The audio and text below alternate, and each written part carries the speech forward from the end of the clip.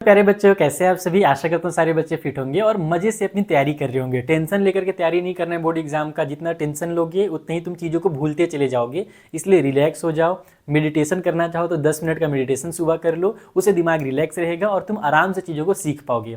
तो तुम लोगों का फिर से एक बार स्वागत है बच्चा पार्टी हमारे पेपर लीक सीरीज में, जिसमें मैं तुम लोगों को एकदम ऐसे तगड़े तगड़े क्वेश्चंस करा रहा हूँ कि तुम लोगों को सॉल्व करने में भी मजा आ जा रहा है और तुम्हारी अच्छी सी प्रैक्टिस भी हो जा रही है मोस्ट इंपॉर्टेंट क्वेश्चंस की। तो आज भी मैं तुम्हारे लिए बहुत तगड़े तगड़े क्वेश्चंस लेकर के आया हूँ। देखते हैं कौन बच्चा इन्हें मेरे हेल्प के बिना सॉल्व कर पाता है और किसे मेरे हेल्प की जरूरत पड़ती है।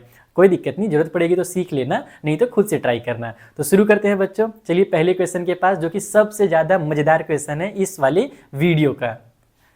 जो फर्स्ट क्वेश्चन है बच्चों ना, ये 5 मार्क्स में आ चुका है पहले भी एग्जाम में, और कई बार इस टाइप के क्वेश्चन रिपीट होते हैं जिसमें बच्चे कंफ्यूज रहते हैं कि आखिर कौन से साइड का कौन से एंगल का यूज करके हमें ट्रायंगल्स को सिमिलर करना है। जैसे तुम यहाँ पर अगर देखोगे ना, तो 9th का एक जो टॉपिक जिससे तुम लोग भाग करके आए हो, कॉन्ग्रुएंस ऑफ ट्रायंगल, वो टॉपिक भी यहाँ पर दिया हुआ है। इसमें एक डायग्राम तुम्हें दिखेगा, मस्त बड़ा सा डायग्राम दिया हुआ है और कहा गया है कि FEC और GDB जो है ना, ये आपस में कॉन्ग्रुएंट है। ध्यान से देखो, कॉन्ग्रुएंट का सिंबल बना हुआ है। साथ ही साथ एंगल 1 और एंगल 2 हमारे इक्वल हैं। हमें प्रूव करना है कि जो ट्रायंगल ADE है, मतलब कि ये छोटकू सा जो ट्रायंगल है, और जो ट्रायंगल ABC है, मतलब ये जो बड़कू सा ट्रायंगल पूरा ट्रायंगल है, ये छोटा वाला और ये पूरा बड़ा वाला ट्रायंगल आपस में सिमिलर है। ये हमें आपस में प्रूव करना है।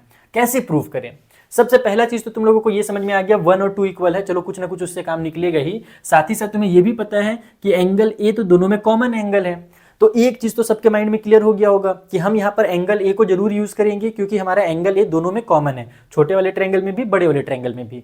तो एक एंगल हमें मिल गया। अब या तो मैं दूसरा कोई एंगल को इक्वल कर दूं, या तो फिर मैं साइड एंगल साइड वाले रूल से इसे प्रूव कर दूं। तो तुम दूसरे एंगल को अगर ढूंढने जाओगे तो नानी जी याद आ जाएंगी। तो इसका आसान तरीका यही है कि तुम इसे साइड एंगल साइड वाले रूल से कर लो, ताकि तुम्हारा ये कॉन्ग्रुएंट वाला जो चीज दिया है ना, ये भी फटाफट यूज हो जाएगा। देखो कैसे यूज होगा। सबसे पहले जो प्रूफ करना है वो लिखते रहना तुम लोग। मैं डायरेक्ट यहाँ पर प्रूफ में आ जाता हूँ और प्रूफ में बताता हूँ क्या क्या चीजें हैं। हमें दिया हुआ है कि ट्रायंगल FEC हमारा कॉन्ग्रुएंट है ट्रायंगल GDB के।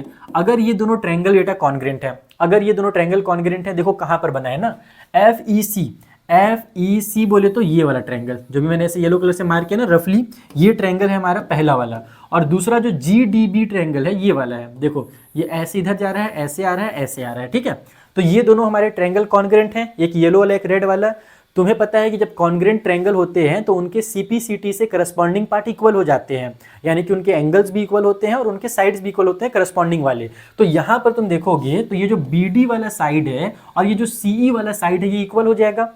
ये BD वाला साइड और CE वाला साइड आपस में इक्वल हो जाएगा। तो इसको फटाक से तुम यहाँ पर लिख डालो। सबसे पहले तो यही लिख डालो कि भाई हमारे पास जो CE है ना इसका, वो इक्वल है इधर वाले के BD के। CE और BD आपस में इक्वल हो गया। पहला चीज तुम लोगों का हो चुका है। अब तुम देखो इसमें मैं क्या करने वाला हूं। ऑल्सो हमें ये, अब इसका काम खत्म, बस कॉन्ग्रुएंट वाले का तुम्हें बस इतना ही यूज करना है। इसका तुम रीजन भी लिख सकते हो, बगल में लिख ही देना एग्जाम में कि भाई इसको हम CPCT पढ़ करके आए क्लास 9th में, कि CPCT बोलते हैं जिससे हमारे करस्पॉन्डिंग पार्ट इक्वल हो जाते हैं। बस इसका काम खत्म हो गया। अब तुम ऊपर देखो, यहां पर जो हमारे पास साइड AD है और AE है, इसको मैं इक्वल कह सकता हूं बेटा। क्यों कह सकता हूं? क्योंकि एंगल 1 और एंगल 2 अगर इक्वल है तो उनके अपोजिट वाली साइड भी आपस में इक्वल होगी। तो अब तुम आ जाओगे यहां पर in triangle ADE, in triangle ADE, triangle ADE के अंदर अगर एंगल 1 इक्वल है एंगल 2 के, तो जो साइड हमारे पास AD है और AE है वो भी आपस में इक्वल हो जाएंगे। तो AE इक्वल हो जाएगा हमारे AD के। ठीक है, इतना समझ में आ गया। AE इक्वल हो गया AD के। तुम इसे इक्वेशन नंबर 1 नाम दे दो, इसे इक्वेशन नंबर 2 नाम दे दो। ठीक है, इक्वेशन 1 और इक्वेशन 2 नाम दे दिए ना। अब मैं करने ये वाला हूं कि मैं यहां पर देख रहा हूं साफ साफ कि मैं अगर AD में इस DB को प्लस करता हूं, ये जो AD वाला साइड है अगर मैं उसमें DB को प्लस करता हूं तो मेरा AB निकल करके आ जाएगा। उसी तरीके से AE में अगर मैं इस CE को प्लस करता हूं तो मेरा AC निकल करके आ जाएगा। फिर ये जो बड़ा वाला मेरा कंप्लीट साइड है उसका रेशियो मैं छोटे वाले साइड से निकाल सकता हूं, क्योंकि AB और AC हमारे आपस में इक्वल हो जाएंगे। देखो कैसे इक्वल होंगे। मैं अगर इनको ऐड कर दूं, ध्यान से देखो, अगर मैं ऐड करता हूं equation number 1 and equation number 2 को, तो होगा क्या, हमारे पास CE में प्लस हो जाएगा AE और राइट साइड में जो AD है उसमें प्लस हो जाएगा BD। तो हमारे पास CE प्लस AE मिलकर क्या बन रहा है भाई, जो हमारा CE है और AE है मिलकर के AC बन रहा है। तो इसके बदले में अपन यहाँ पर AC लिख सकते हैं और AD और BD मिलकर के हमारा AB बन रहा है, तो यहाँ पर हम इसको AB लिख सकते हैं। और यही सबसे जरूरी चीज है इस क्वेश्चन का, इसी का हम यूज करने वाले हैं। अब तुम सिमिलरिटी में आ जाओ डायरेक्ट। अब यहां से तुम सिमिलर प्रूव करना शुरू कर सकते हो। देखो हम लिखेंगे in triangle, now in triangle, जो ट्रायंगल हमारे पास ADE कहा गया है एंड दूसरा वाला ट्रायंगल जिसका नाम ABC कहा गया है, इन दोनों ट्रायंगल में कौन कौन सी चीजें इक्वल हैं जिससे हम इसे सिमिलर कह सकते हैं। सबसे पहला तो जैसा कि मैंने बताया एंगल A, यहाँ पर भी एंगल A है, यहाँ पर भी एंगल A है, जिसे हम कॉमन एंगल कहते हैं। हम इसे कॉमन एंगल कहते हैं इसलिए इक्वल है दोनों में, एंगल ये दोनों में कॉमन है। अब देखो अगर मैं AD डिवाइड बाई, ये देखो AD जो है हमारा छोटे वाले ट्रायंगल का है, AD डिवाइड बाई AB करूंगा, AD डिवाइड बाई AB करूंगा तो वो इक्वल हो जाएगा AE डिवाइड बाई AC के। क्यों इक्वल होगा? क्योंकि अगर हमारे साइड्स आपस में पूरे पूरे इक्वल हैं तो उनको डिवाइड करने पर जो रेशियो निकलेगा वो भी तो इक्वल होगा। एग्जाम्पल से समझो, मान लो यहाँ पर जो AE है, एग्जाम्पल से समझाता हूँ, ये मान लो 2 है और ये वाला भी हमारा 2 होगा। ये पूरा का पूरा हमारे पास मान लेते हैं 7 है, पूरा का पूरा कंप्लीट हमारा 7 है, और इधर भी पूरा का पूरा 7 है। ठीक है, अगर मैं AD डिवाइड बाई AB करता हूं तो मेरा 2 डिवाइड बाई 7 आ जाएगा। ठीक है, AD 2 है और AB जो है वो मेरा 7 है, तो 2 बाई 7 आ गया। उसी तरीके से AE भी 2 है और हमारे पास AC 7 है, तो इसको भी अगर मैं AE डिवाइड बाई AC करता हूं तो ये भी तो मेरा 2 बाई में 7 आ जाएगा। तो अगर हमारे साइड्स इक्वल हैं तो उनके रेशियो भी आपस में इक्वल हो जाते हैं। बस वही वाला फंडा तुम यूज करके इसे सॉल्व करोगे। तुम यहाँ पर लिखोगे कि जो हमारा AE है अगर मैं उसे डिवाइड करूं AB से तो वो इक्वल हो जाएगा हमारा, sorry AD divide by AB लिखना था, यहाँ पर मैं D बना देता हूँ इसको। ठीक है, ये D है, तो AD divide by AB equal हो जाएगा AE डिवाइड बाई में AC के। और ये हमारे पास हमारे जो साइड्स हैं वो सेम रेशियो में आ गए। तो बस तुम लोगों का काम हो गया। अब तुम लिखोगे कि इसलिए जो मेरा ट्रायंगल ADE है भैया वो क्या होगा, वो सिमिलर हो जाएगा। किसके सिमिलर हो जाएगा? तो ट्रायंगल ABC के सिमिलर हो जाएगा। और रीजन डाल दोगे साइड एंगल साइड वाला जो रूल है वो हमने अप्लाई किया। तो ये क्वेश्चन भले तुम लोगों को मैंने एकदम इजी करके समझाया है, बहुत एकदम रिलैक्स होकर के समझाया है, तुम्हें बहुत आसानी से अगर समझ में आ गया होगा तो लग रहा होगा कि सर 3 नंबर का क्वेश्चन है, लेकिन ऐसा नहीं है। जब ये बोर्ड एग्जाम में आया था तो 5 मार्क्स में आया था। तो 5 मार्क्स का क्वेश्चन तुम लोगों को समझ में आया या नहीं आया, कमेंट करके जरूर बताना। किसी पॉइंट में अगर कोई कंफ्यूजन हो तो डिस्कस कर लेंगे। टेलीग्राम का लिंक भी मैंने डिस्क्रिप्शन में दे दिया है, वहां से भी तुम लोग मुझसे डिस्कस कर सकते हो चीज़ों को। ठीक है, चलो जो अगला क्वेश्चन है उसे सॉल्व करते हैं। बच्चों क्वाड्रेटिक इक्वेशन वाले चैप्टर से एक और तगड़ा क्वेश्चन लेकर के आया हूं। ये भी 5 मार्क्स में आ चुका है और ऐसे क्वेश्चन ही अब रिपीट होते हैं, और हो सकता है इस बार ये 3 मार्क्स में आ जाए, क्योंकि पहले जो क्वेश्चन 5 मार्क्स में आ रखा है ना वो कई बार रिपीट होकर के 3 मार्क्स में भी पूछा जाता है। जैसे कि ये वाला क्वेश्चन, इसमें कहा गया है कि ये एक भयंकर सा दिखने वाला क्वाड्रेटिक इक्वेशन है और इसमें k is not equal to -1 है और इसके रियल और इक्वल रूट्स हैं। हमें बताना है कि k का वैल्यू क्या होगा। तो सबसे पहला तो तुम्हारे दिमाग में ये क्लिक होना चाहिए कि अगर रियल और इक्वल रूट्स हैं तो रियल और इक्वल रूट्स कब होते हैं? जब d इक्वल टू 0 होता है ना। जब हमारे पास ये चीज हम लोगों को क्वेश्चन में ही गिवन है इनडायरेक्टली कि d इक्वल टू 0 है, तभी तो रियल और इक्वल रूट्स होते हैं। अगर रियल एंड इक्वल रूट्स है, रियल एंड इक्वल अगर रूट्स हम लोगों को दिया हुआ है, इसका मतलब d इक्वल टू 0 होगा। d का हम लोग कैसे वैल्यू निकालते हैं? वो निकालते हैं b स्क्वायर माइनस 4ac करके। तो b स्क्वायर माइनस 4ac का वैल्यू हमारा इक्वल टू 0 होगा और यहीं से ये क्वेश्चन पूरा का पूरा सॉल्व होकर के k की वैल्यू निकल करके आएगी। सबसे पहले तो मैं काम करता हूँ, इस साइड में तुम लोगों को a b और जो c के वैल्यूज हैं वो लिख करके दिखाता हूँ, क्योंकि बच्चे लोग सबसे ज्यादा कंफ्यूज उसी में करते हैं, गड़बड़ कर देते हैं। देखो जो x स्क्वायर के साथ है ना, ये पूरा का पूरा a है हमारे पास। a की जो वैल्यू है बेटा ना वो एक्चुअल में k प्लस में 1 है। ठीक है, ये a की वैल्यू है। फिर b की वैल्यू क्या हो रही है? तो x के साथ ये पूरा नंबर, माइनस की साइन भी ध्यान रखना, ये माइनस की साइन को भी तुम यहाँ पर पूरा इंक्लूड करोगे। तो b की जो वैल्यू है वो माइनस का 6 है और ब्रैकेट में k प्लस 1, ये b का वैल्यू है। और c का वैल्यू ये लास्ट वाला कंप्लीट रहता है, चाहे यहाँ पर जो भी लिखा हुआ रहे। तो ये पूरा का पूरा यहाँ से लेकर यहाँ तक, यानी कि 3 और ब्रैकेट में k प्लस 9, ये हमारे c का वैल्यू है। तो a b और c का वैल्यू तुम लोगों को समझ में आ गया। अब यहीं से तुम्हारा ये क्वेश्चन कंप्लीट होने वाला है। देखो कैसे होगा। सबसे पहले b का स्क्वायर है, b के बदले में जो मैंने लिखा है ना उसका स्क्वायर कर दो। -6 लिखा है और k प्लस 1 लिखा है, तुम कंप्लीट का स्क्वायर करोगे, ऐसे पूरे का स्क्वायर यहाँ पर लगाओगी। फिर माइनस का 4 है तो -4 लिख दिया। a के बदले में मैंने लिखा है k प्लस 1, तो इसको k प्लस 1 लिख देंगे। और c के बदले में हमने लिखा है वहाँ पर 3, c के बदले में वहाँ पर हमने क्या लिख दिया भाई? 3 लिख दिया है। और ब्रैकेट के में हमारे पास k प्लस में 9 है। तुम ये वाला ब्रैकेट लगाना चाहो तो लगा भी सकते हो, अदरवाइज जरूरी नहीं है। ठीक है, मैंने मतलब कि एकदम समझाने के लिए इस तरीके से लिख दिया है पूरे ब्रैकेट के साथ। अब हम सॉल्व करेंगे। -6 का स्क्वायर बेटा प्लस का 36 हो जाएगा और ये हो जाएगा हमारा k प्लस 1 का होल स्क्वायर। ठीक है। माइनस की साइन के साथ 4 का 3 से मल्टीप्लाई होगा तो 12 हो जाएगा। यहाँ पर भी हमारे पास k+1 है लल्ला, और यहाँ पर हमारे पास k प्लस में 9 भी है। अच्छा, इक्वल टू 0 तो मैं लिखना ही भूल गया यहाँ पर, कोई बात नहीं, दोबारा लिख देते हैं। तो इक्वल टू 0 भी लिखते जाना, तभी तो k का वैल्यू आएगा। अब इसे सॉल्व करने में जो बच्चे गलती करते हैं, जिससे ये थोड़ा लेंदी हो जाता है, वो ये है कि इसमें a प्लस बी के होल स्क्वायर का फॉर्मूला लगा देते हैं। जबकि हमें साफ साफ दिख रहा है यहाँ पर भी k+1 है, यहाँ भी k+1 है, तो हम क्यों फॉर्मूला लगाएं? हम k+1 को कॉमन भी तो ले सकते हैं ना, उससे ये आंसर जल्दी आ जाएगा। तो तुम्हें मैं क्वेश्चन जो सिखाऊंगा इजीएस्ट मेथड से सिखाने वाला हूँ। तो यहाँ पर तुम एक काम करो कि k+1 को भी कॉमन ले लो। देखो यहाँ 12 और यहाँ 36 है, दोनों में से 12 को भी कॉमन लिया जा सकता है, तो हम यहाँ से 12 को भी कॉमन ले लेंगे और k+1 को भी कॉमन ले लेंगे। बचेगा क्या हमारे पास? तो यहाँ से हमने 12 बाहर निकाल दिया, 36 में से 12 बाहर चला गया तो 3 बच गया, और k+1 का स्क्वायर था, यानी कि 2 k+1 थे, एक हमने बाहर निकाल दिया है, तो एक हमारे पास k+1 अंदर में ही बच जाएगा। देन उसके बाद हमारे पास 12 और k+1 हमने पूरा बाहर निकाल दिया है। पहले तो ये माइनस की साइन लगा देंगे, और ये जब बाहर चला गया है तो ये वाला पार्ट बचा, जिससे हम लिख देंगे k+9। ये हमारे पास अंदर बच गया, इक्वल के उस साइड में 0। ठीक है। अब तुम देखो, ये एक फैक्टर हो जाएगा, एक ये फैक्टर हो जाएगा, एक ये फैक्टर है, एक ये फैक्टर है। तो यहां से अगर मैं इस वाले को उधर लेकर के जाऊं, यहां पर ये मल्टीप्लाई में है, उधर 0 के पास जाकर के डिवाइड में हो जाएगा। ये देखो ना, यहां पर ये मल्टीप्लाई में है, उधर 0 के पास जाकर के डिवाइड में हो जाएगा। तो यहां से तुम्हारे पास जो वैल्यू निकल करके आएगा वो 0 हो जाएगा। तुम्हें यहां से अब k का वैल्यू निकालना है। समझ में आया मेरी बात? और क्वेश्चन में भी ये चीज कह दिया था। क्वेश्चन में देखो, ध्यान से देखो, यहां पर एक चीज लिखा हुआ है, इसे बच्चे लोग एक बार नोटिस नहीं करते हैं। k = -1 नहीं हो सकता, k = -1 नहीं हो सकता। इसका मतलब यहां पर हमारे पास ये =0 नहीं हो सकता, ये =0 नहीं हो सकता। क्यों नहीं हो सकता? k के बदले में अगर हम -1 नहीं लिख सकते हैं, देखो यहाँ पर ध्यान से ना, तो k के बदले में अगर मैं -1 लिखूंगा बेटा ना, तब तो ये -1 और +1 मिल करके हमारा 0 बनेगा, और फिर 12 का 0 से मल्टीप्लाई होगा तो 0 आएगा। लेकिन k तो हमारा -1 हो ही नहीं सकता है, यानी कि ये वाला पार्ट =0 नहीं हो सकता है। यहां से हमारा =0 होगा, तो इस वजह से वो लिखा हुआ रहता है। ठीक है, तो तुम्हें उतना दिमाग लगाने की जरूरत नहीं है, तुम बस डायरेक्ट यहां पर ये लिखोगे, तुम डायरेक्ट बस ये लिखोगे कि अगले स्टेप में ये जो हमारे पास 3 है और ब्रैकेट के अंदर k+1 है, 3 ब्रैकेट के अंदर k+1, और माइनस की साइन के साथ हमारे पास ब्रैकेट में k+9 है, बस इससे =0 लिखोगे। समझ में आया? ये कहा गया, तुम इसे दो तरीके से समझ लो कि पहला चीज तो जो क्वेश्चन में कहा गया था, इस वजह से ये =0 नहीं हो सकता, सो हमने इसको गायब कर दिया, हटा दिया।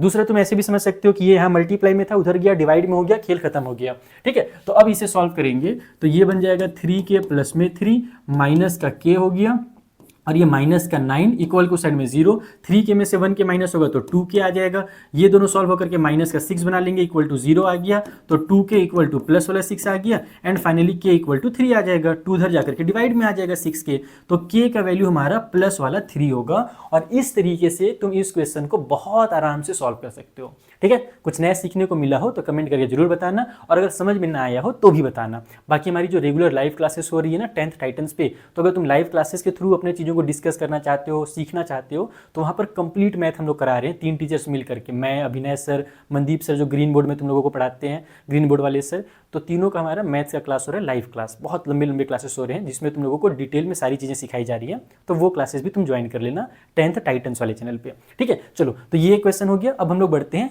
अगले इंपॉर्टेंट क्वेश्चन के पास। सो जो नेक्स्ट क्वेश्चन है वो हमारे चैप्टर एपी से है, यानी कि अरिथमेटिक प्रोग्रेशन से है, और इस टाइप का क्वेश्चन कई एक बार रिपीट हो चुका है, तो इसकी प्रैक्टिस तो जरूर कर लेना मेरा बच्चा।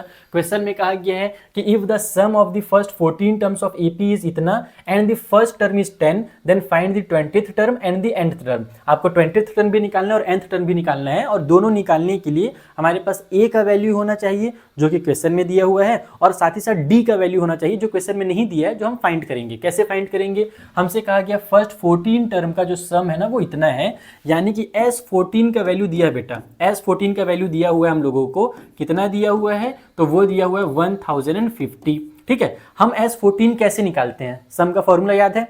सम का फॉर्मूला याद है तुम लोगों को? Sn = n / 2 ब्रैकेट के अंदर 2a प्लस में n - 1d, ये वाला फॉर्मूला है। हम इस फॉर्मूला का यूज करके निकालते हैं ना सम। तो हम यहाँ पर क्या करेंगे, उसी फॉर्मूला में n के बदले में 14 लिख देंगे।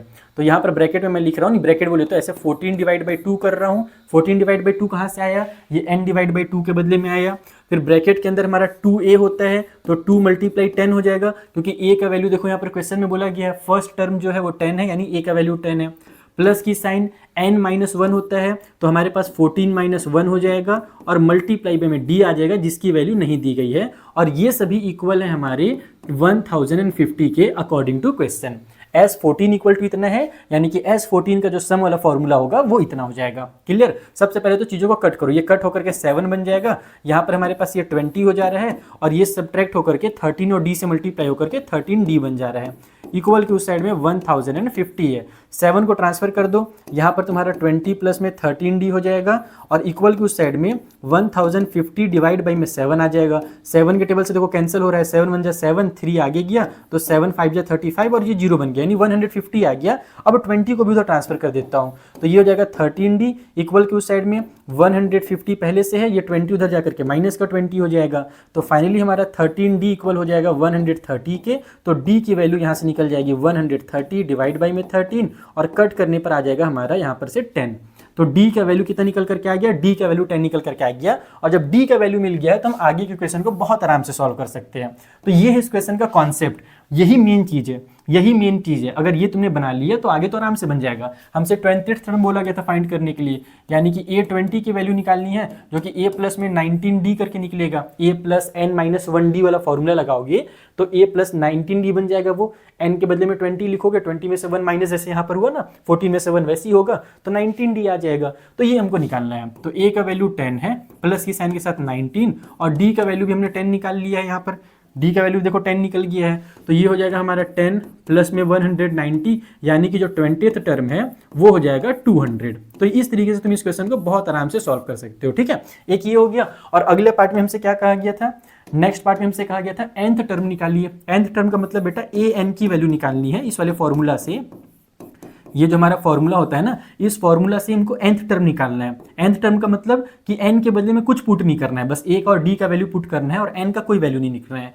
तो a के बदले में तो हमारा 10 है, फिर ये हो जाएगा n-1 और फिर d के बदले में भी हमारा 10 है। तो अगर मैं ब्रैकेट ओपन करूंगा तो ये 10 का n से मल्टीप्लाई होकर के 10n हो जाएगा, माइनस का 10 हो गया, प्लस और माइनस हो जाएंगे कैंसिल। सो फाइनली हमारा an का वैल्यू निकल करके आ जाएगा 10n, यानी कि जो nth वाला टर्म है ना वो हमारा 10n है। तो इस तरीके से हमें इस वाले क्वेश्चन को सॉल्व करना था। मुझे उम्मीद है कि इस टाइप का क्वेश्चन तो हर बच्चा बना ले रहा होगा। अगर अभी भी नहीं बना पा रहे हो तो सीख लो, बहुत इंपॉर्टेंट है। ये बेसिक मैथ्स वाले के लिए भी इंपॉर्टेंट है और स्टैंडर्ड मैथ्स वालों के लिए भी इंपॉर्टेंट है। ठीक है, चलो अगला क्वेश्चन सॉल्व करें। नेक्स्ट क्वेश्चन हमारा प्रूव करने के लिए है कि इसे एक इरेशनल नंबर प्रूव किया जाए, जो कि तुम्हारे एग्जाम में आएगा ही आएगा। तुम लिख करके ले लो, चाहे √3, √5, √2 लिख करके आ जाए या इस टाइप से दे दिया जाए। तो इसमें बस ट्विस्ट कुछ दिया हुआ था, इसीलिए मैंने ये क्वेश्चन लेकर के आया है, क्योंकि अब तो सीबीएसई वैसे भी घुमा घुमा करके चीज़ों को दे रहा है। तो पहले वाले क्वेश्चन में और इसमें फर्क क्या है, देखो तुम्हारा एक तो नॉर्मल क्वेश्चन आता है कि √2 को इरेशनल प्रूव करो, √5 को इरेशनल प्रूव करो, पिछले वाले वीडियोज में मैंने सिखाया भी था। एक क्वेश्चन आता है इस टाइप से कि 2 प्लस में √3 है उसको इरेशनल प्रूव करो, 5 माइनस में √3 है उसको इरेशनल प्रूफ करो। ऐसे क्वेश्चन आते हैं ना, लेकिन ये उसी का थोड़ा सा अपग्रेडेड वर्जन है। जैसे वायरस थोड़ा सा खुद को अपग्रेड करता है ना, उसी तरीके से इसने क्वेश्चन ने खुद को अपग्रेड कर लिया है और हमसे कहा गया है कि इसे हमें इरेशनल प्रूफ करना है और दिया ये गया है कि √6 हमारा एक इरेशनल नंबर है।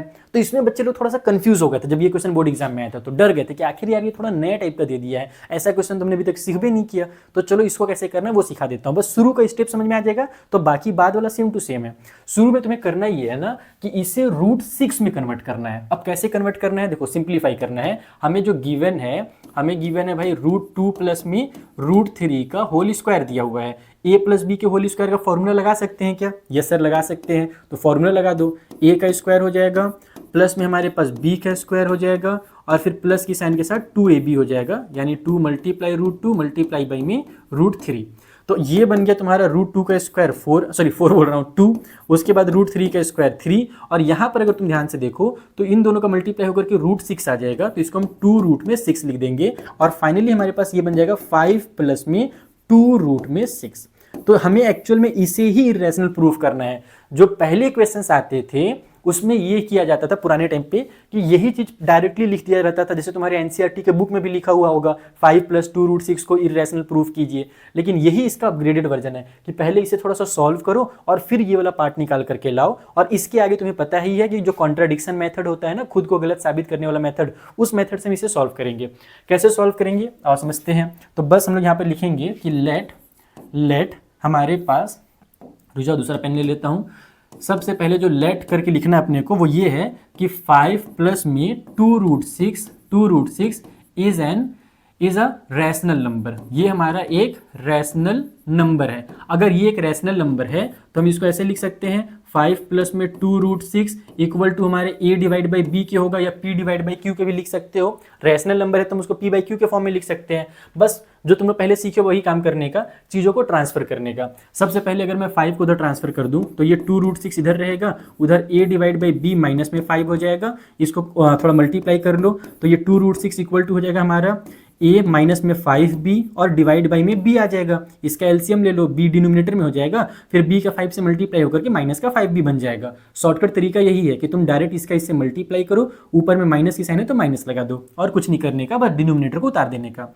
अब ये जो 2 है उसको भी ट्रांसफर कर दो, यहाँ मल्टीप्लाई में उधर जाकर के डिवाइड में हो जाएगा, तो ये बन जाएगा हमारा √6 इक्वल के उस साइड में a माइनस में 5b और डिवाइड में हमारा 2b आ जाएगा। ठीक है, हम ऐसे लिख सकते हैं। बस इतना ही लिखने का, ज़्यादा इसमें मेहनत करने की जरूरत नहीं है। इतना तुमने लिख दिया ना, इतना काफ़ी है।